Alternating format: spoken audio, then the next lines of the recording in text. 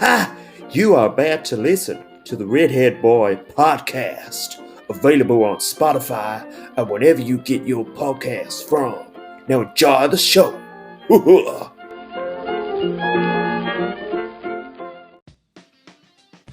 Good morning.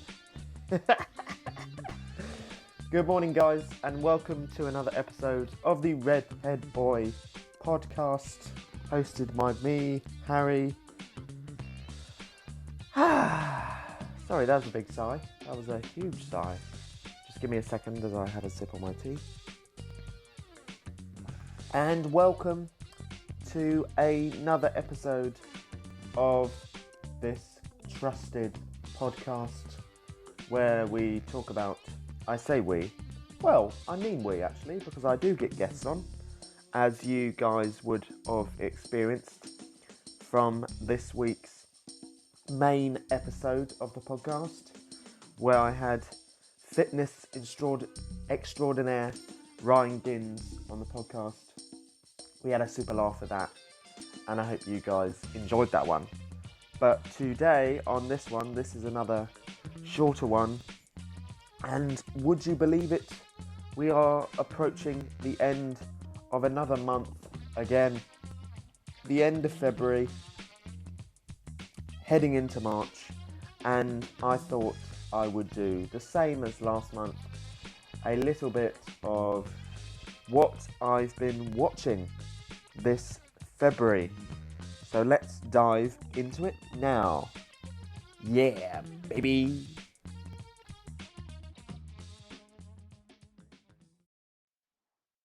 So, like last month, this list is in no particular order. No particular order. This is just some of my highlights of what I've been watching over this March. Some of the ones that I've enjoyed. Some of the ones that have stuck out to me. And I thought, give me a second. I thought that I would talk about some TV before diving into the movies. So, the first one that is on my so-called list, or what I've enjoyed watching this month, is the classic 2000 dark comedy that is Black Books, that stars Bill Bailey.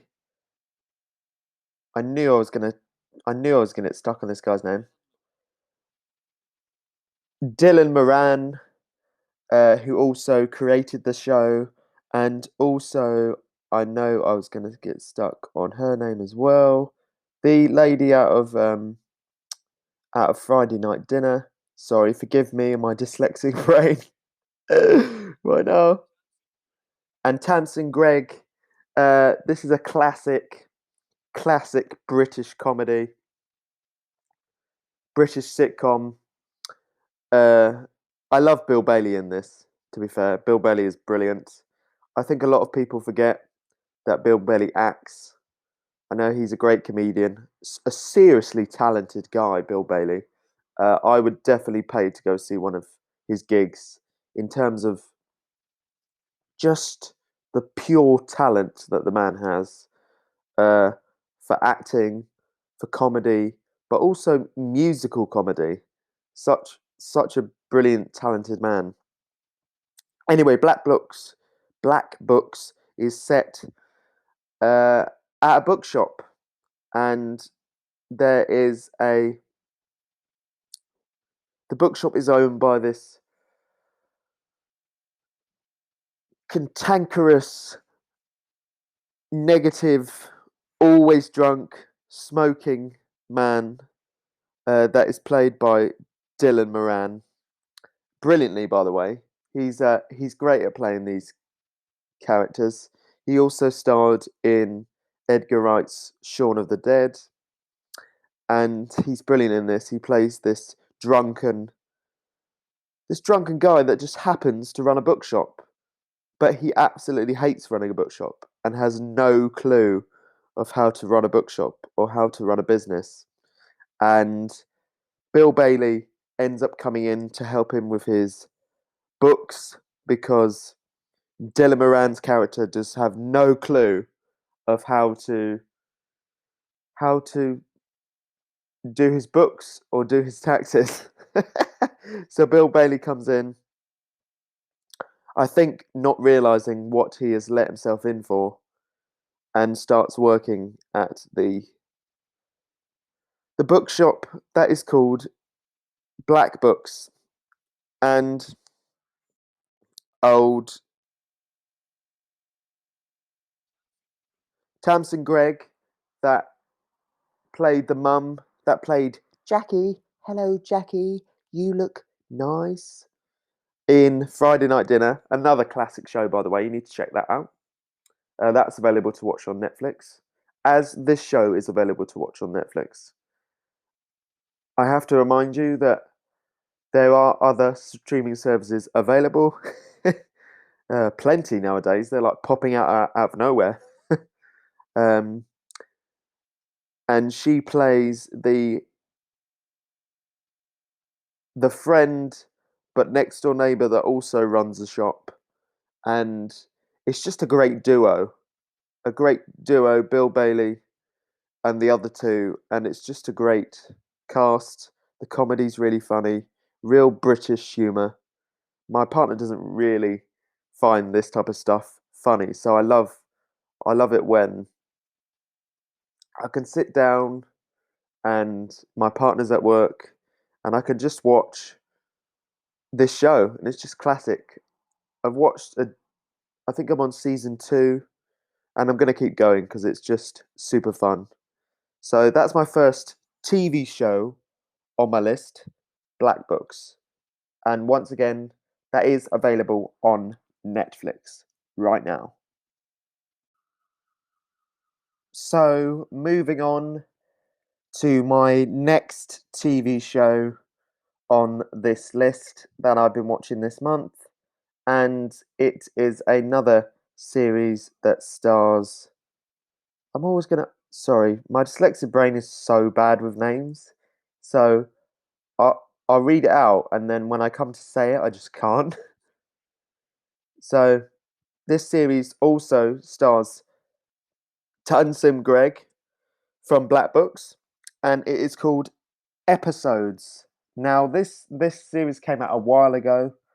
Uh, as always, well, not as always, but sometimes uh, TV shows just pass me by, or maybe I was just a little bit too young when this came out. Uh, in terms of its humor, but this is the Showtime TV series that is Episodes, and it's about two British TV producers who find themselves moving to Hollywood to export their most popular series, and to find it is no way what. Yeah, sorry, I'm going to do that again because I butchered that. So pretty much, it's this couple of BAFTA award-winning producers. The series begins that way, and at the BAFTA after party, as they're lying in all their glory, absorbing all the attention, a Hollywood executive, TV executive, says, hey man, I love your show. I love your show. I want you to come to America and make it." So don't ask me what accent that was. So this Hollywood producer comes up to them and says, "I love the show. This is the show that they just won a BAFTAs for, and they want to make a American version." Uh, at at first, they are unsure about it, because it's just a big leap for them to do, and then they decide to go for it after Stephen Mangan, who also in the show, they both play him and Tasmin Gregg play husband and wife, the two producers. So they fly off to Hollywood. Tansem Greg is sort of a bit unsure about it because they don't want the Americans to butcher their show. And it ends up becoming something that they did not expect. The TV network end up, rather than hiring their lead from the British show, they decide to approach the show from a completely different angle and to decide to hire Matt LeBlanc as the main star. Matt LeBlanc is hilarious in this. He plays himself in it, obviously a heightened version of himself, because in this show they sort of paint him out as a cocky, I'm Joey from Friends, bloke that's like addicted to sex, which I'm sure he's not in real life. He might be, sex is good. And it's just a really funny show, and to see these two Brits trying to deal with this extreme version of Hollywood and them being almost being like small fish in a small pond and then being chucked into the ocean. It's just a really funny show, and Matt LeBlanc and Stephen Mangan and Tasman Gregg are just brilliant together. Another great trio for a cast. So if you guys haven't seen it, check out episodes on Netflix again. Yeah, Netflix again. So it's definitely worth a watch. And for me, who attempts to be a filmmaker sometimes and attempts to be a scriptwriter, I obviously was going to enjoy this because it's in my wheelhouse. So that's episodes.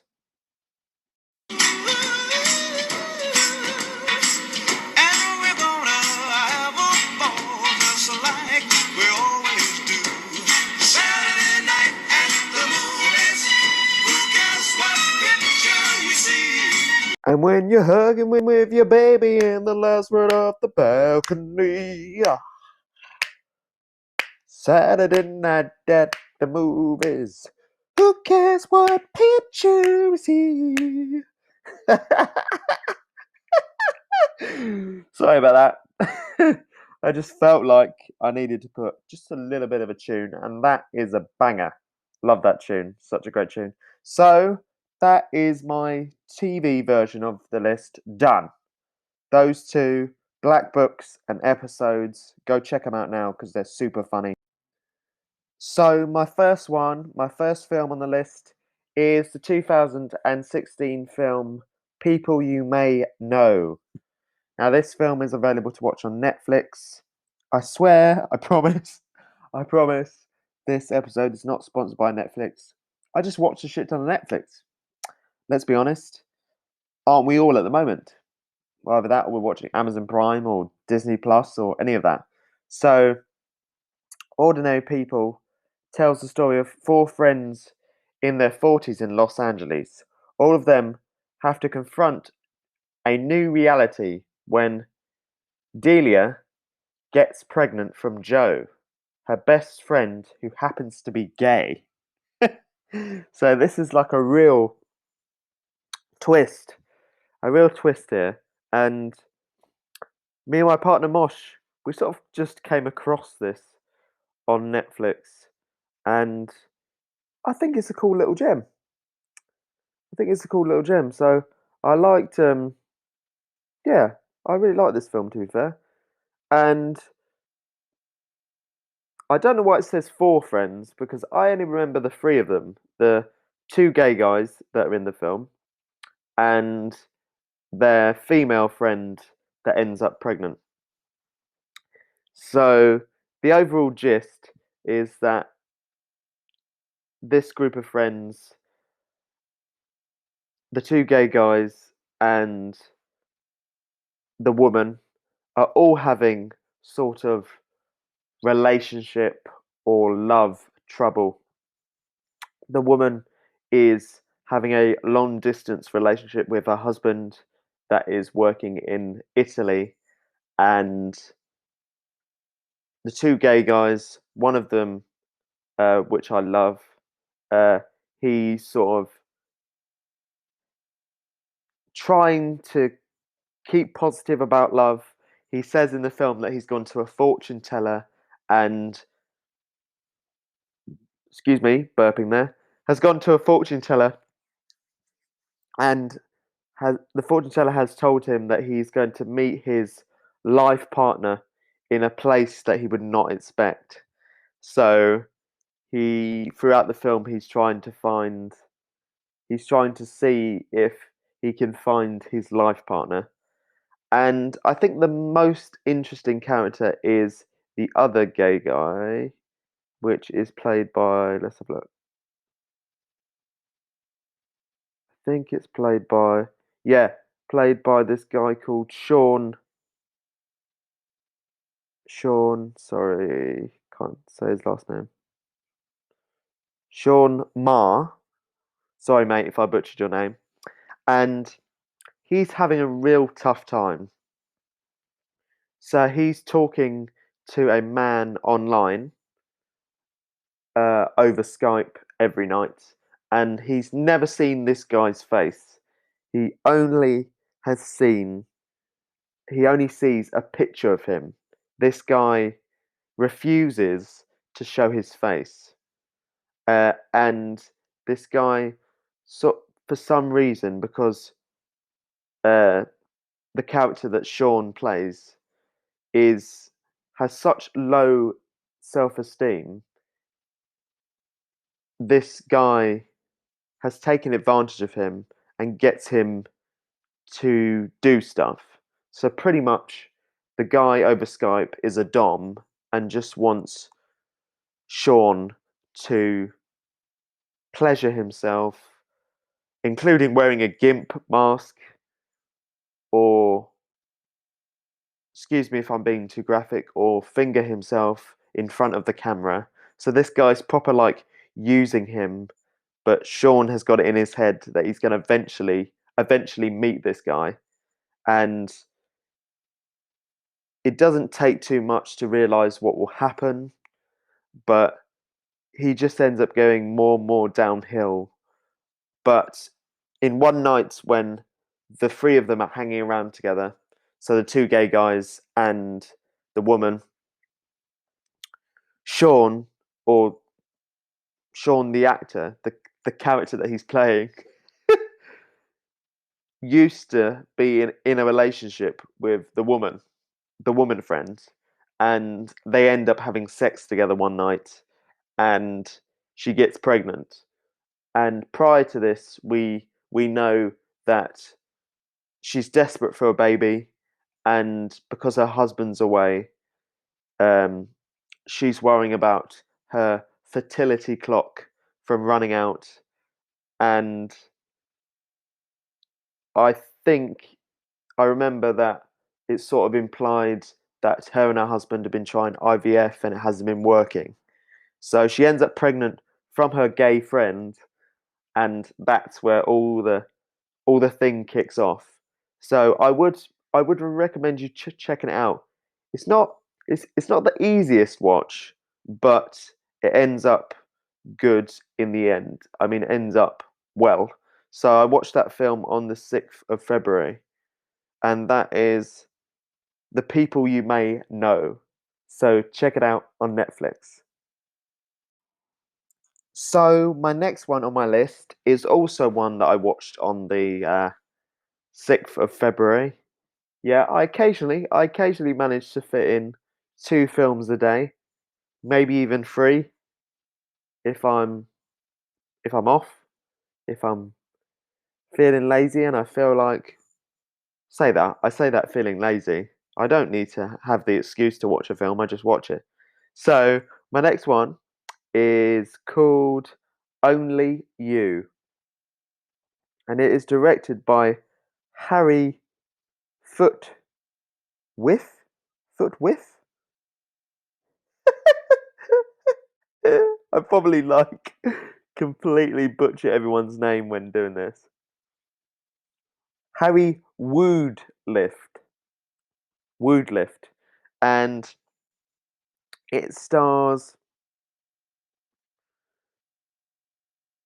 the great Josh O'Connor, that has starred in a brilliant film that I suggest you check out, God's Country. Is it God's Country? God's Own Country. That's a brilliant film that came out in 2017. Check that out. He also is probably most famed now as playing Prince Charles in the most recent series of The Crown. He's brilliant in this. He's a great actor. I also watched him at the beginning of January, my very first film of the year, in this film called Hope Gap with Annette Bening and Bill Nye, and yeah, I'm just increasingly becoming a big fan of Josh as an actor. He's super talented. He has great range, and he just has a real interesting presence. You know, when you watch someone, you just feel like they're there. You know, they're present. You feel like if you look into their eyes, he's really embodying his emotion or the character that he's portraying. Uh, Alongside him, it's stars the equally Lalida Costa, and both of them. The film begins on New Year's Eve. I can't remember what year, to be fair. New Year's Eve, and Lalida Costa's character gets into a taxi, and then Josh's character gets into the taxi at the same time, and that is how they meet. That is the meet cute, if you'd say. Um, and they find themselves a romance starts up, and it it becomes clear very soon that Josh Josh's character in the film is significantly significant oh Christ is younger than Lalida's character, and that becomes the main source of conflict, I would say. And they, as I said, a relationship begins from that night. He ends up going back to her place, and they have sex, and a relationship begins. Uh, but as this quick romance blossoms, this passionate, this real fiery relationship, they realize that they love each other like very quickly, like that, like so quick. Um, but the relationship begins to suffer when they struggle to conceive a child. So they decide that they love each other so much and they want to try and have kids together, and that is where the conflict happens and their relationship starts to suffer. Uh, the both of them as the leads in this are brilliant. They have great chemistry.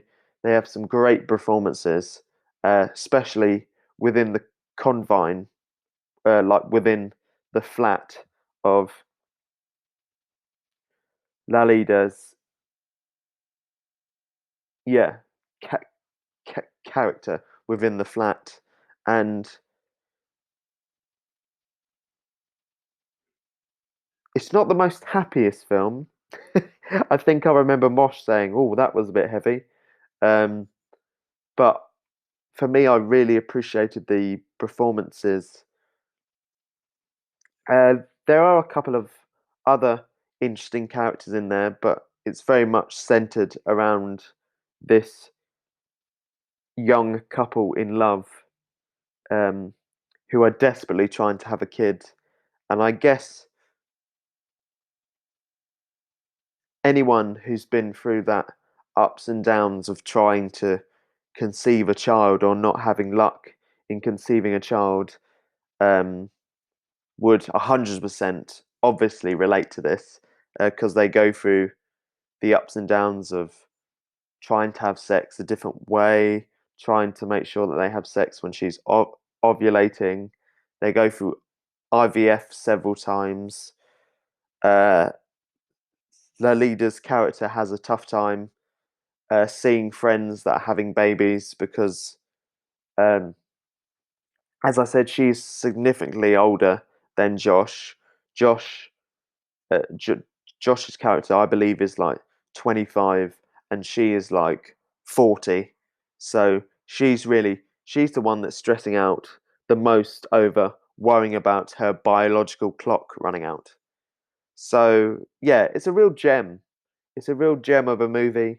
So go and check it out on Netflix. That is Only You. Jake, you're waking my neighbors.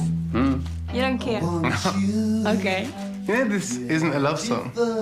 It's about him being cheated on by his girlfriend, and he can't forgive her, and then the memory just keeps like coming back to haunt him. Poor Elvis. Now we're jumping to the 9th of February now, where this film is called The Last Colour. And I know I'm going to have to get my laptop to read out the director's name because it is a Hindi film. So bear with me a second. Bear with me. Vikas Khanna, directed by Vikas Khanna, and it came out in 2019. And the film is truly about a victory of the human spirit. The film is the screen adaptation of Chef Vikas Khan's novel The Last Colour, which follows a relationship between a young tightrope walker and a widow named Nude, Nord,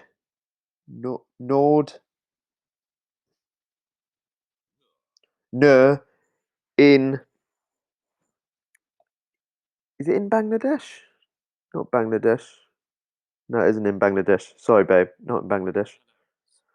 In Banaras in India, the duo.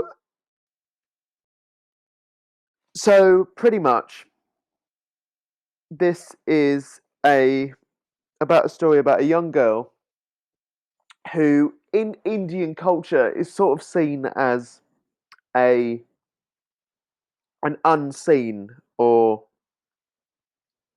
a girl that is so poor that society doesn't really acknowledge her. I'm learning that this is more. I'm learning more and more about Indian culture from these Bollywood and Hindi films that that my partner is showing me, and I'm loving it. To be fair, I think it's really, really good. If you're a fan of cinema, that you should expand your horizons and check out international cinema. Um, for me, it was just the thing that puts me off sometimes is the subtitles, just for my dyslexic brain. So, The Last Colour, yeah, is about this young girl who is the low of the low, and she has this mate, and they make money doing tightrope shows on the edge of the river. And she ends up building a relationship with this widow woman. Now, in India, and I believe in uh, maybe not in Bangladesh, to be fair, but in India, if your husband dies, you are told that you are no longer a member of society, really, and you go and live with other widows in a house, uh, and you're only allowed to wear white. Uh, and these two end up bonding a relationship. This young girl um, starts to like introduce colors to this widow woman. Um, let me read you the end of the synopsis here.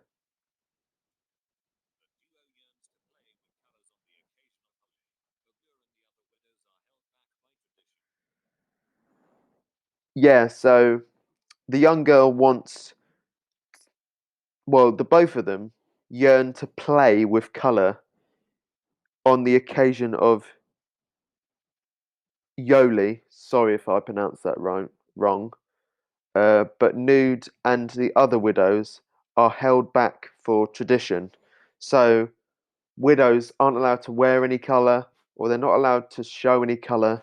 There's this cute scene in the film where the young girl paints uh, Nude's nails a pink color, and she has to hide the colors from the other widows. This is just a sweet film. Um, yeah, I feel like if you can get past the subtitles, then you will really enjoy this. It's just a really sweet story. Um, I think it sort of just shows how age is not a boundary, how you can bond, how you can form well-meaning relationships with someone who is a completely different age of you. And yeah, it's just a charming little film. So that is The Last Color, the 2019 film, and it's available on Amazon Prime, not Netflix. So the next film on my list, on this list, I think we're speeding through. Hopefully I'm not waffling on too much. Fingers crossed. So my next one on the list is the 1999 drama that is Flawless. It stars the brilliant Robert De Niro and the late great Philip Seymour Hoffman. Oh, I just every time I watch a performance of Philip Seymour Hoffman, I'm just reminded how he was such a brilliant talent, such a brilliant performer, actor, artist. There's so many good performances that Philip Seymour Hoffman was in. He truly was someone that sadly left us way before his time. Flawless is directed by Joel Schumacher. Um, obviously, Joe Schumacher directed a range of films. Crikey, really? Really?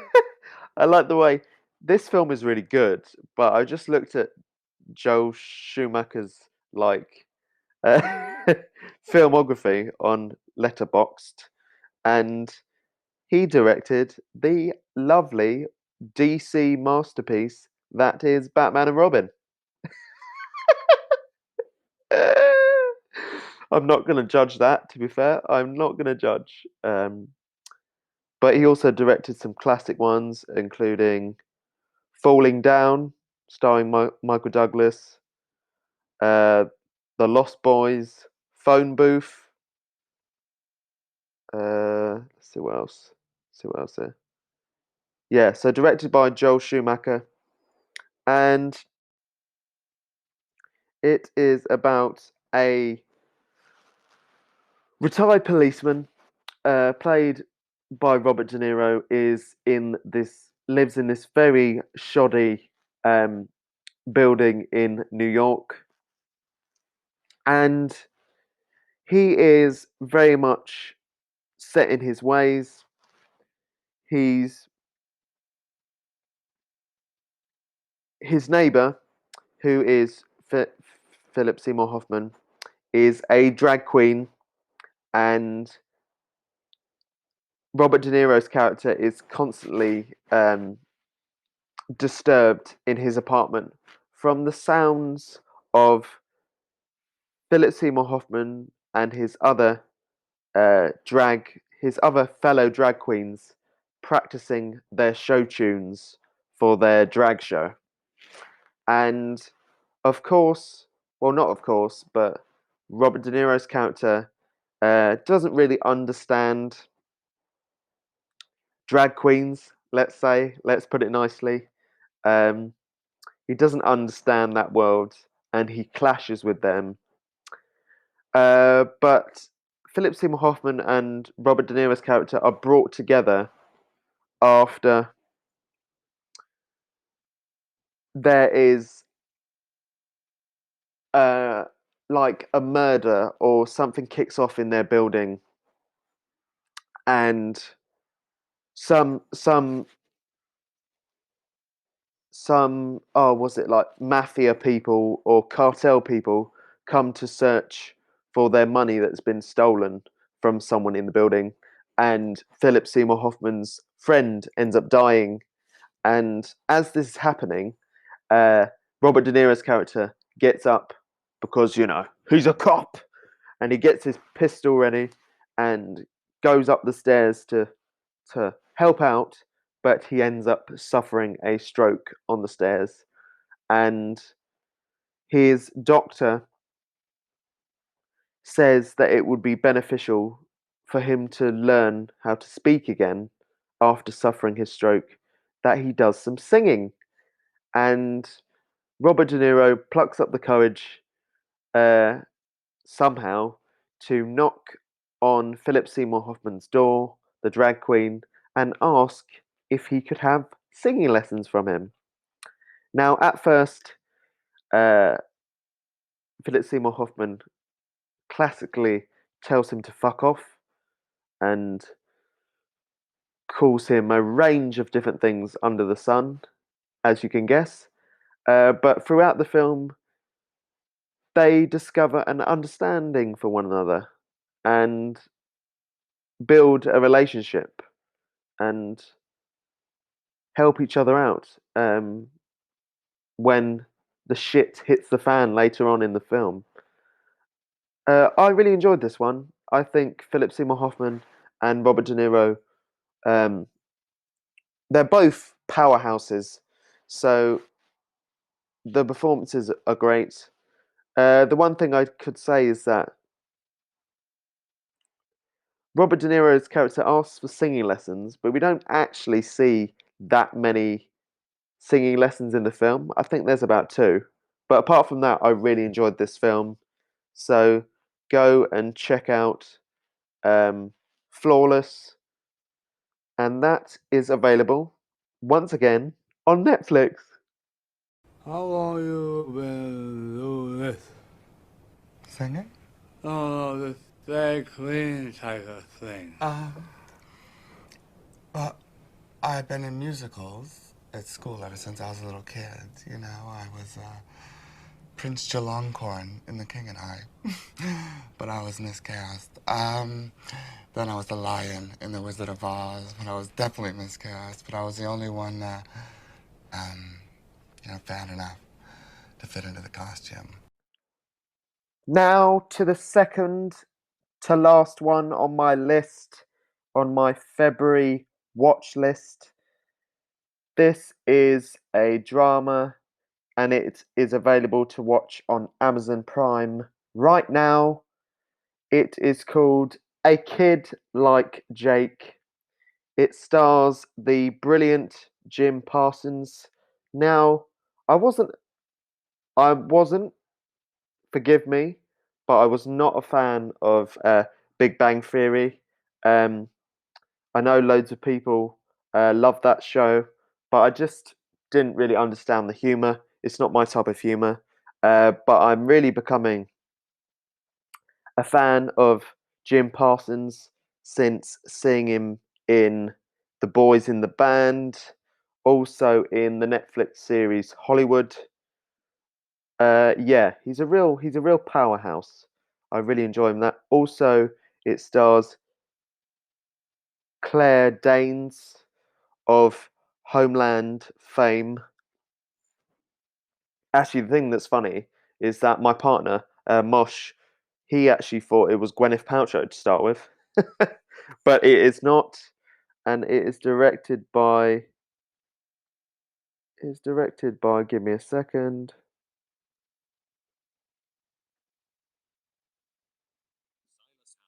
Silas Howard. I wonder if he he he's not related to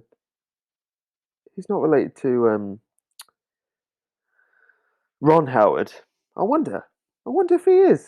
To be fair. Anyway, yeah. So, A Kid Like Jake is about loving parents of a 4-year-old that must come to terms with their child being transgender. Yeah. This was. I always find it really interesting and so good nowadays that films are not shying away from the subjects that we should be talking about and the subjects that we should be normalizing, such as transgender. And this film, this film does this really well. To be fair, it shows how I think it shows an honest um, depiction of how parents would be handling dealing with their 4-year-old possibly being transgender. And it also it's good how it shows Jim Parsons, who's the dad, and then obviously Claire Danes, who is the mum, which they have great chemistry together, a great chemistry. Um, it shows how both sides, like the mum and the dad, deal with it completely differently. Um, Jim Parsons plays a therapist or a psychiatrist, and Claire, who plays the mum, she is the stay-at-home mum. And while they're trying to deal with this, or while they're discovering that their child playing with Ariel and wanting to wear a tutu and wear dresses rather than trousers is not just a child playing dress up, it's actually this 4-year-old wants to eventually be identified as a girl. Um,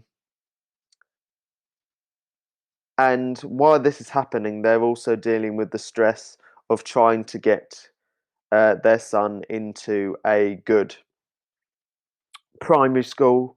The film's set in New York, and the mum Claire ends up putting a extreme amount of pressure on herself to try and get her son into the best school.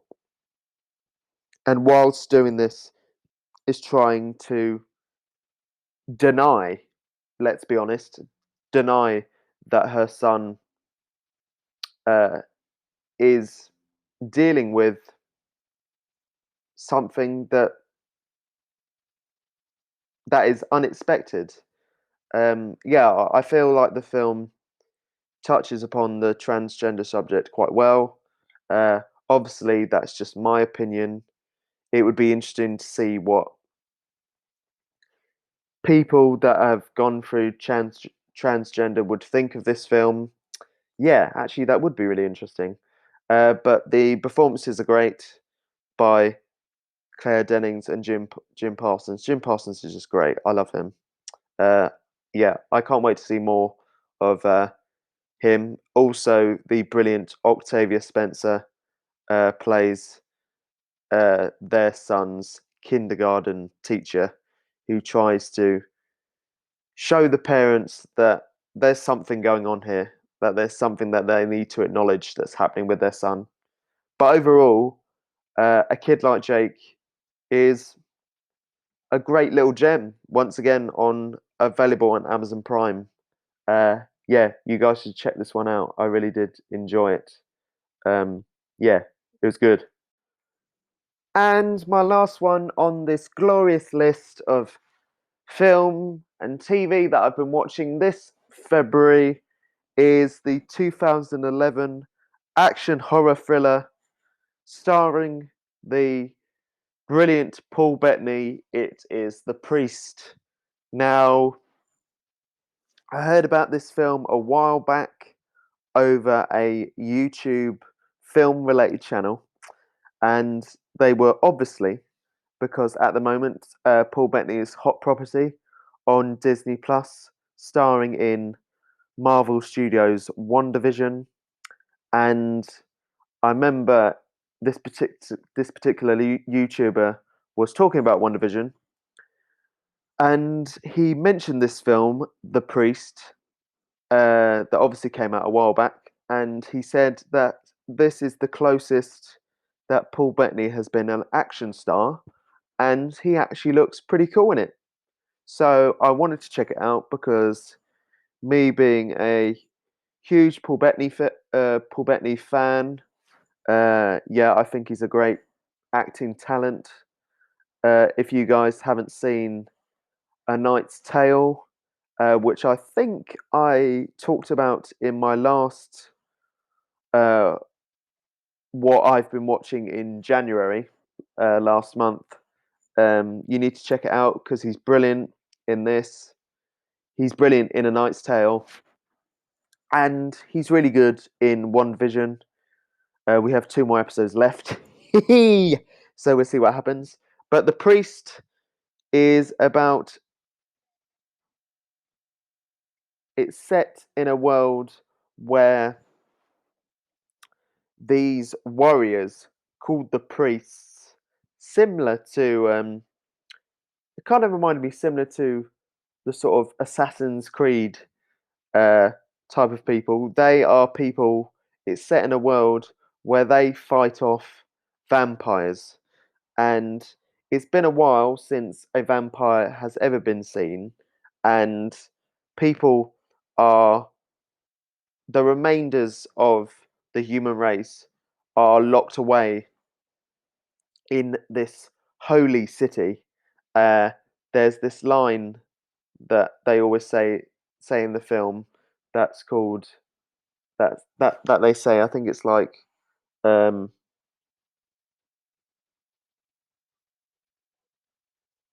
something about like the power against you is a power against God. So, and there hasn't been, as I said, there hasn't been a vampire sighting in a while. So these priests, these vampire killing warriors, have had to find themselves adapting into their normal, I say normal, society. And Paul Bettany is one of these priests. And he is brought back into the vampire killing fold when his brother is attacked by a clan of very alien-esque looking vampires. They're not like human vampires. They almost look like